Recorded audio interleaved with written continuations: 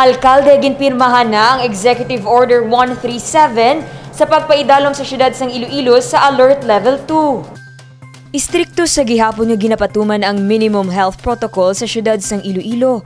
Apisar ginhalugan na ang quarantine status sa Alert Level 2 classification. Ini ang sandig sa Executive Order number 137. Ini ang epektibo umpisa Nobyembre 16, tubtob Nobyembre 30. Ginpahayag sang alkalde nga ara sa gihapon ang pamahog sang COVID-19 virus, gani nagapahanumdum mga ahensya sa publiko nga hindi magkampante.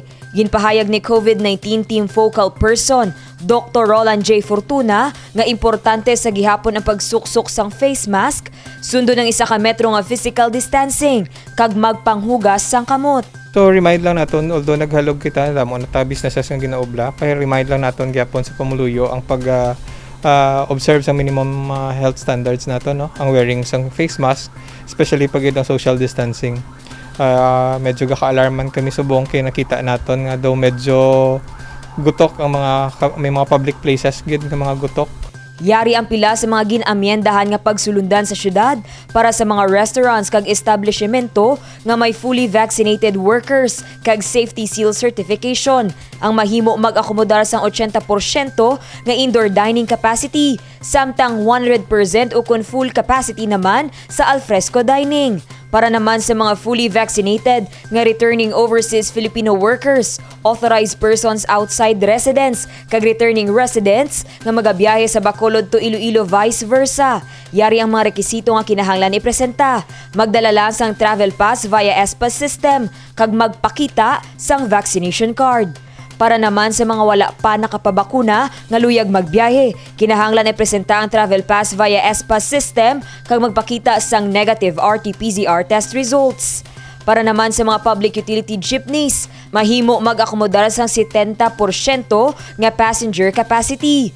Ginadumilian naman ang pag-inom sa makahulubog nga ilimnon, apang ginapahanugutan ng baligyaanay, umpisa alas 9 sa kaagahon, tubtob alas 6 sa kagabihon. Para naman sa may mga importante nga transaksyon, bukas man ang bangko, umpisa alas 9 sa kaagahon, tubtob alas 4 sa hapon. Ginpahanugutan naman ang pila ka mga universidad nga magpatigayon sang face-to-face classes nga aprobado sang National Interagency Task Force.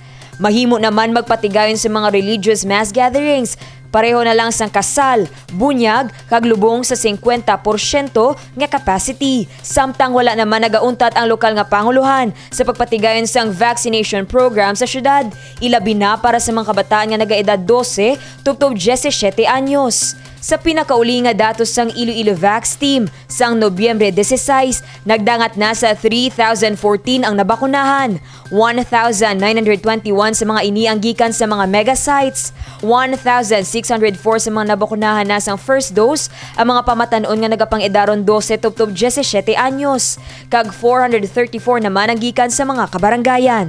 Dane Raffles, para sa Level Up Patrol. Iloilo Champions Network magapatigayon sang virtual concert for a cause para sa mga frontliners.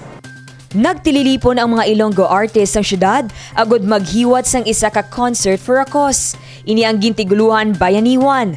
Tinutuyo sang sininga konsyerto ang mapatibo nga kulturang Ilonggo pinaagi sa musika.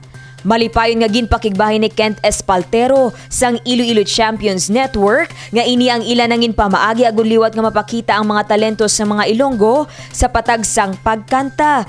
Kagang matipon nga katidad sa sininga virtual show ang igatugyan sa mga frontliners, vaccinators kag sa kapareho nila nga mga local artist nga nadulaan sang palangabuyan bangod sang pandemya. We are named ICX Network, which stands for Iloilo Champions of Music Network. So we call our concert Bayaniwan. It's because, even though as artists, we may not be considered as frontliners, but still, we believe that what we do as artists is called heroic man sa gihapon.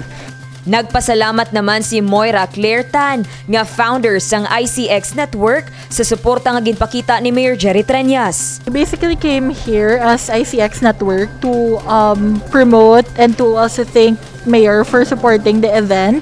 We will be having a benefit concert this coming December 31, which is entitled Bayaniwan. Mensahe ni Tan sa kapareho niyang mga Ilonggo artist. Keep going. Don't let bashers or haters stop you, do what you're supposed to do, because what you do will always flourish and be fruitful. Do what is right, not just for yourself, not just for your fellow artists, but for your community. Subong pa lang nagahinyo sang suporta ang mga local artists kag singers sang ICX Network sa palaabuton nga virtual concert for a cause nga pagahiwaton sa Iloilo Convention Center sa Disyembre 31. Dane Raffles para sa Level Up Patrol.